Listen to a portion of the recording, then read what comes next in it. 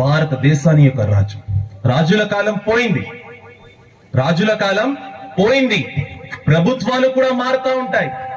కానీ 800 సంవత్సరాల నుండి మన భారతదేశాన్ని పరిపాలిస్తున్న ఆ యొక్క వీరుడు, రాజులకే రాజు, మహాప్రవక్త వారిక వారసుడు, మాటల్లో తీయతనం, ప్రజల పట్ల మనసులో గౌరవం, కుర్చీలో ఎవరు కూర్చున్నా సరే రాజు మాత్రం నా యొక్క హాజా గారు, రాజు మాత్రం నా యొక్క హాజా గారు. కుర్సీ పర్ కోయి భీ బైఠే రాజాతో మేరా హాజా హై.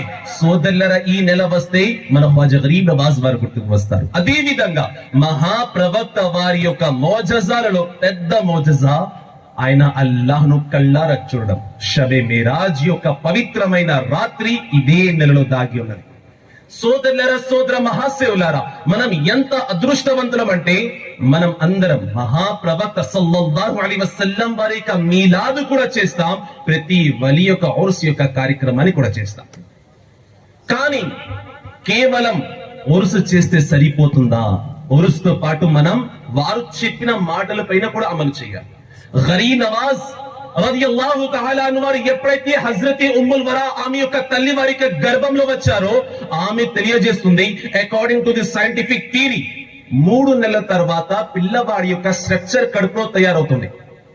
3 నెలల తర్వాత, 4 నెలలు పూర్తి అయిన తర్వాత ఆ పిల్లవాడిలో అల్లాహ్ ప్రాణాన్ని పోస్తాడు.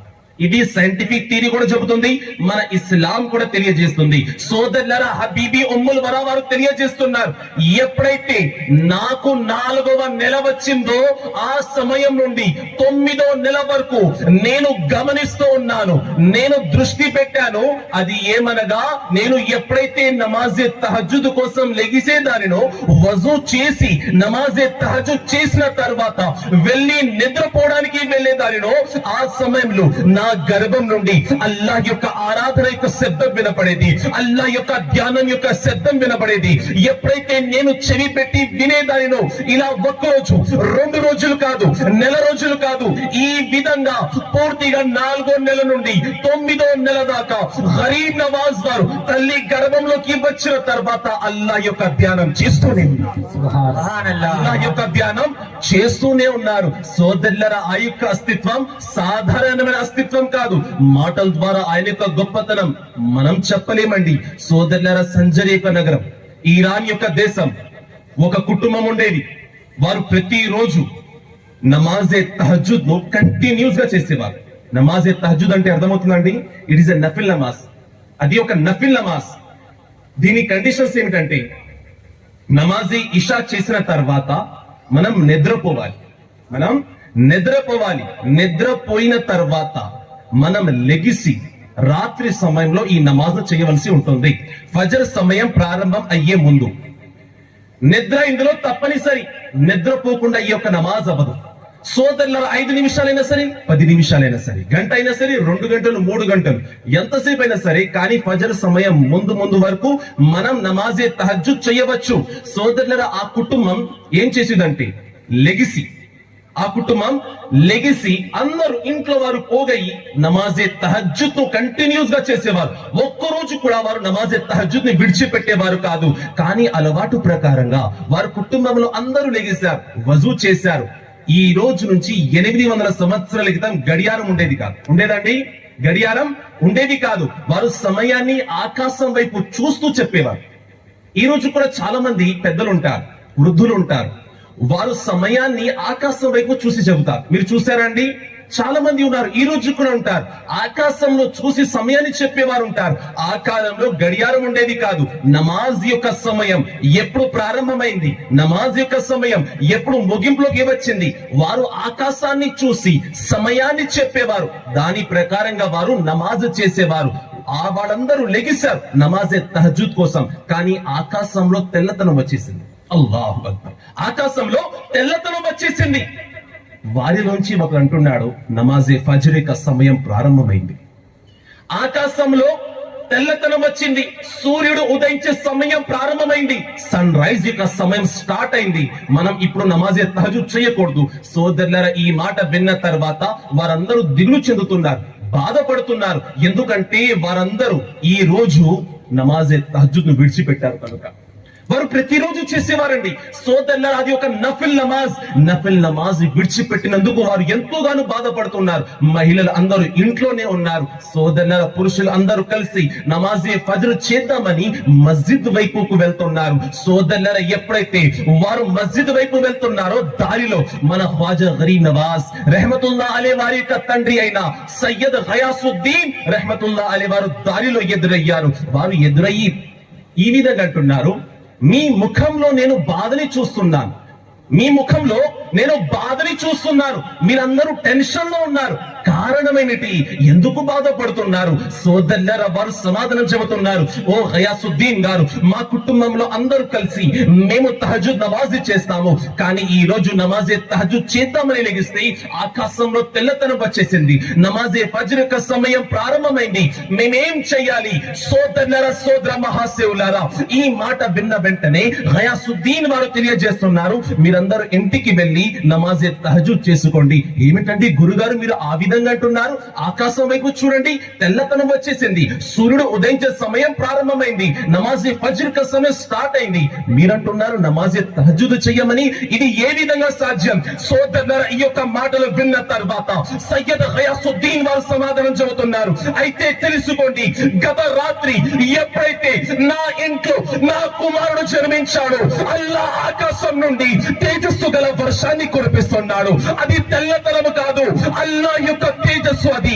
సోదరులారా, దీని యొక్క అర్థం ఏమిటంటే సంచరి యొక్క నగరం ఇరాక్ యొక్క దేశంలో మన ఖ్వాజా గరీబ్ నవాజ్ వారు ఫిబ్రవరి నెల 1వ తేదీన 1143వ సంవత్సరంలో ఎప్పుడైతే పుట్టారో ఆకాశం నుండి తేజస్సు గల వర్షం కురుస్తుంది.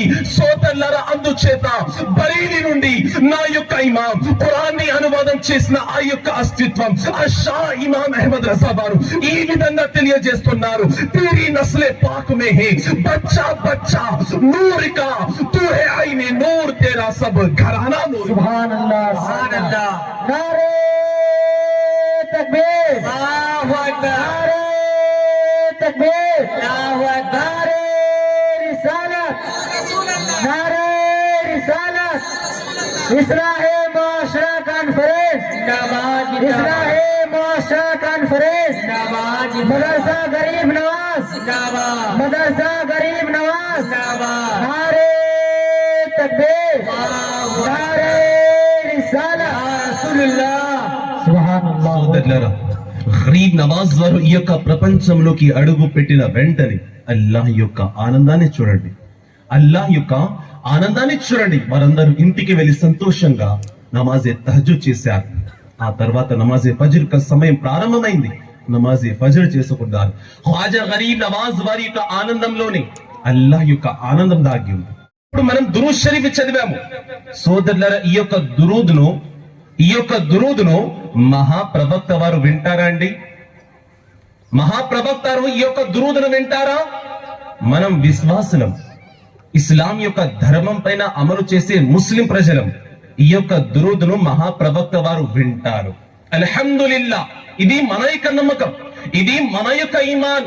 ఇవ్వండి, మహాప్రవక్త వారు ఎక్కడో మదీనాలో ఉన్నారు, ఆయన యొక్క దర్బారం మదీనాలో ఉంది. మేము నర్సీపట్నం పెద్ద బొడ్డుపల్లిలో ఉన్నాం. మహాప్రవక్త వారు మన యొక్క దురూదును ఏ విధంగా వింటారు? ఏ విధంగా వినగలరు?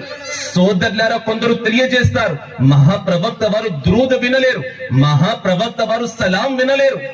అల్లాహు అక్బర్. అయితే రండి సోదరులారా, ఎప్పుడైతే మనం కబ్రస్థాన్ లోపలికి వెళ్తామో వెళ్ళిన తర్వాత ముందుగా ఏం చేస్తాం? అక్కడ ఉన్న చనిపోయిన వారికి సలాం చేస్తామా లేదా? అస్సలాము అలైకా యా అహ్లల్ ఖుబూర్ అంటామా లేదా? ఖబరులో ఉన్న వారికి సలాం చేస్తున్నాం. మన యొక్క తాత, మన యొక్క ముత్తాత వారు చనిపోయారు, వారిని మనం పాతుకు పెట్టాము, వారికి మనం సలాం చేస్తున్నాము. మన యొక్క సలాంని మన యొక్క తాతగారు, మన యొక్క ముత్తాత గారు వినగలిగితే మహాప్రవక్త వారు వినలేరా? మాకు ఆధారం సరిపోదు, మాకు ఆధారం కావాలి. అయితే రండి సోదరులారా, అల్లాహ్ మన పైన నమాజ్ ఫర్జ్ చేశాడు. ఎన్ని కోట్లు? 5 కోట్లు నమాజ్ అల్లాహ్ మన పైన ఫర్జ్ చేశాడు. ఫర్జ్ విచ్ మీన్స్ కంపల్సరీ. దానిని మనం ఎట్టి పరిస్థితిలో చేయాల్సిందే. కదండి. ఎట్టి పరిస్థితుల్లో దాన్ని చేయాల్సిందే. నమాజ్ చేసే సమయంలో తషహుద్ చదవడం అనగా అత్తయ్యాత్ చదవడం ఫర్జ్ పనినా, వాజిబా, సున్నత, ముస్తహబా ఏమిటి? స్టేజ్ మీద మత గురువులు ఉన్నారు, ముఫ్తీ సాబ్ గారు ఉన్నారు, ప్రశ్నించండి, జవాబు తెలియజేస్తారు. వాజిబ్. ఒకవేళ దానిని మనం చదవకపోతే రెండోసారి నమాజ్ చేయవలసి ఉంటుంది. అత్తయ్యాత్ ని మనం మర్చిపోతే రెండోసారి మనం నమాజ్ చేయాలి, అది కంపల్సరీ. దానిని ఎట్టి పరిస్థితులు మనం చదవాల్సిందే. అత్తయ్యాత్ లో ఏముంది? అత్తయ్యాతు లిల్లాహి వస్సలావాతు వత్తయ్యబాతు అస్సలాము అలైకా అస్సలాము అలైకా అస్సలాము అలైకా అయ్యుహన్ నబీ. మహాప్రవక్త వారిపైన దురూద్ చదవడం ఎక్కడ రాసి ఉంది? మనం చదివే నమాజులు మహాప్రవక్త వారిపైన దురూద్ చదవడం రాసి ఉంది. అత్తయ్యాత్ చదవడం మర్చిపోతే నమాజ్ ను మళ్ళీ చదవాలి. సోదరులారా, మహాప్రవక్త వారిపైన సలాం మేము చదువుతున్నాం, అల్హమ్దులిల్లాహ్, మేము ప్రేమగా చదువుతాం. కానీ వేరే వాళ్ళు బలవంతంగా చదువుతారు. అందుచేత బరేలి నుండి నా యొక్క ఇమాం సమాధానం చెబుతున్నాడు. ముస్తఫా జానే రెహమత్ పిలాఖో సలాం, షమై బస్మే హిదాయత్ పిలాఖో సలాం. అంతటితో మహాప్రవక్త వారి యొక్క ప్రేమికుడు అయిన మన ఆలా హజరత్ వారి యొక్క కలము అక్కడితో ఆగలేదు. దురూద్ కూడా చదువుతున్నారు. ఒక్కసారి 2 సార్లు కాదు, 1,00,000 సార్లు కాదు, కోట్లాది సార్లు చదువుతున్నారు. ఆయన యొక్క కలము సమాధానం చెబుతుంది. కాబేకే బతురు పుచా తుమ్పే కరోడో తురు తైబాతి షంసు దుహా తుమ్పే కరోడో. సుబ్హానల్లాహ్, సుబ్హానల్లాహ్. बहुत खूब. नारे तकबीर, नारे तकबीर, नारे रिसालत, नारे रिसालत. मदरसा गरीब नवाज इस्लाही माशरा कॉन्फ्रेंस. नारे तकबीर, नारे रिसालत. ఖురాన్ అంటే ఏమిటి? ఖురాన్ ని ఈ రోజు కేవలం ఒక మనిషి పుస్తకం లాగా భావిస్తున్నాడు. ఇంట్లో పెట్టుకుంటే బర్కత్, షాప్ లో ఉంటే బర్కత్, అంతే. దాన్ని తెరుస్తాం ఇప్పుడు రంజాన్ నెల రాగానే పైన ఉన్న దుమ్ము ధూళి తీసి శుభ్రంగా తుడిచి అప్పుడు చదువుతాం. సోదరులారా, ఖురాన్ ను ఇంట్లో పెట్టుకుంటే బరకత్ తప్పకుండా వస్తుంది. కానీ ఖురాన్ ను ఇంట్లో పెట్టడం వల్ల బరకత్ వస్తుందనే నమ్మకం మన మనసులో ఉంది. కానీ అదే ఖురాన్ ని ప్రతిరోజు ఇంట్లో చదివినట్లయితే ఎంత బరకత్ వస్తుందో ఆలోచించడం లేదండి. ఎంత బరకత్ వస్తుందో ఆలోచించడం లేదండి. ఆ బరకత్ కావాలి. ఎక్కడ నేర్పుతారు? మా పిల్లవాడికి స్కూల్ టైమింగ్ సరిపోవండి, మా పిల్లవాడికి స్కూల్ టైమింగ్ సరిపోవు, ఏం చెయ్యాలి? ఖురాన్ యొక్క విద్య నేర్చుకోవడం మా మనసులో కూడా కోరిక ఉంది. సోదరులారా, సోదర మహాశివులారా, ఎప్పుడైతే మీరు ఈ యొక్క ప్రపంచాన్ని విడిచిపెట్టి వెళ్ళిపోతారో మీ పిల్లవాడు మీ కబర్ ముందుకు వచ్చి ఆల్గరిథమ్స్ ఫార్ములాస్ అప్పచెప్పడు. మీ కబర్ ముందు వచ్చి అతడు ట్రిగ్నోమెట్రీ యొక్క ఫార్ములాస్ చెప్పడు. మీ కబర్ ముందుకు వచ్చి అతడు ఆర్గానిక్ కెమిస్ట్రీ లేదా థర్మోడైనమిక్స్ లాంటి ఫార్ములాస్, దాని యొక్క ఈక్వేషన్స్ అతడు చెప్పడు. అతడు ఏం చెబుతాడు? కబర్ ముందు వచ్చుని ఏం వచ్చు అతడికి? ఒకవేళ ఖురాన్ యొక్క విద్య మీరు నేర్పినట్లయితే మీ యొక్క పిల్లవాడు మీ కబర్ ముందుకు వచ్చి సూరే ఫాతిహా చదువుతాడు, సూరే ఇఖ్లాస్ చదువుతాడు, చార్కుల్ చదువుతాడు, సూరే యాసీన్ చదువుతాడు. ఒకవేళ ఏమీ రాకపోతే కనీసం దురూద్ షరీఫ్ అన్న చదువుతాడు.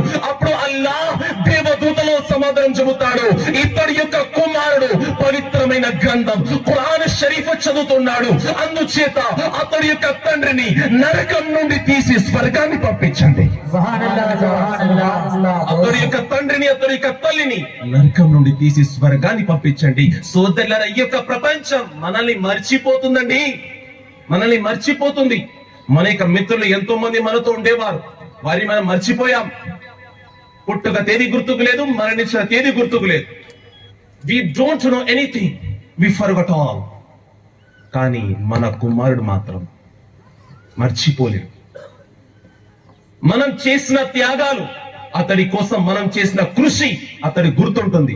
బట్ వెన్ ఒకవేళ మీరు ఇస్లామిక్ జ్ఞానాన్ని నేర్పినట్లయితే, సోదరులారా, ఖురాన్ ని మీరు చులకనగా భావించవద్దు. సోదరులారా, సోదర మహాశివులారా, ఖురాన్ యొక్క విద్య మీరు చనిపోయిన తర్వాత కూడా మీ వెంట వస్తూనే ఉంటుంది. మీ పిల్లలు దాని యొక్క పుణ్యాన్ని మీ పైన అమర్పణ చేసినట్లయితే ఆ యొక్క పుణ్యం మీ వెంట వస్తూనే ఉంటుంది.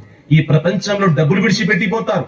మీ పిల్లవాడు కఫన్ లో ఒక జేబు పెట్టడు ఆ డబ్బులు పెడదామని. కానీ అదే జేబులో మీ పిల్లవాడు ఖురాన్ని చదివి దాని యొక్క పుణ్యాన్ని మీకోసం అమర్పణ చేస్తాడు. ఒకవేళ అతడి ఖురాన్ చదవడం వచ్చినట్లయితే ఇదే మదర్సా మీ యొక్క నర్సీపట్నంలోనే ఉంది కదా, మీ పెద్ద బొట్టు పల్లెలోనే ఉంది కదా, దారుల్ ఉలూమ్ గరీబ్ నవాజ్. సుబ్హానల్లా. వచ్చి తబ్రేజ్ గారితో కలవండి, మౌలానా తబ్రేజ్ గారితో కలిసి చెప్పండి మాకు సమయం లేదండి, మేమేం చెయ్యాలి, మా పిల్లవాడు కూడా నేర్చుకోవాలి ఖురాన్. మీరు మదర్సా పెట్టారు, పిల్లలు వస్తున్నారు, చదువుకుంటున్నారు, మేము డబ్బులు ఇస్తున్నాం, చందా ఇస్తున్నాం, కానీ మాకు ఉపయోగం ఏమిటి? మాకు ఉపయోగం ఏమిటి? ఉపయోగం మనకు కూడా ఉండాలి కదా. మదర్సా మా ఊర్లో ఉంది, మదర్సా మా నగరంలో ఉంది, మాకు ఉపయోగం ఏమిటి? సోదరులారా, ఆ తర్వాత ఎవరైతే ట్యూషన్ కి వెళ్ళేవారో లేదా స్కూల్ కి వెళ్ళేవారు ఉంటారో వారి కోసం ఎక్కువసేపు అడగండి, ఒక 15 నిమిషాలు, ఒక 20 నిమిషాలు అడగండి, తప్పకుండా ఇస్తారు. అడగండి, ఎవరా? మా నగరంలో మదర్సా పెట్టుకున్నారు, మేము చందా ఇస్తున్నాము, మా పిల్లలకి చదివించడానికి మీ దగ్గర సమయం లేదా? అల్హమ్దులిల్లా, ఆయన యొక్క మనసు కూడా చాలా విశాలంగా ఎంతో ఆనందంగా సమాధానం చెబుతారు. రండి, తప్పకుండా రండి, ఎవరైతే వస్తారో తప్పకుండా మేము ఇస్లామిక్ జ్ఞానాన్ని నేర్పుతాం.